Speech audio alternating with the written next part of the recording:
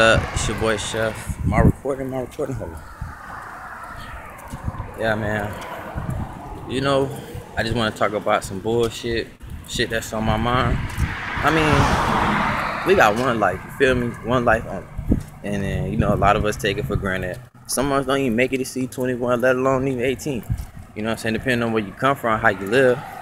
But there's so many good people in this world that do bad things. There's so many bad people in this world that could be doing good things. You feel me?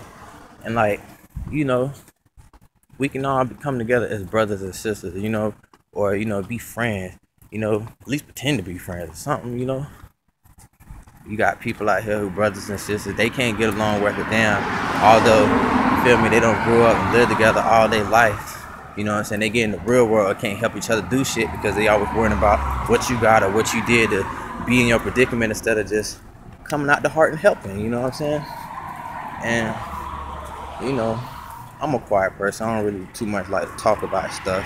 I don't know, you should never let stuff just pass you by. The longer you hold that stuff in, the worse of a person it'll make you. It's gonna hurt you. It's gonna make you sick, man.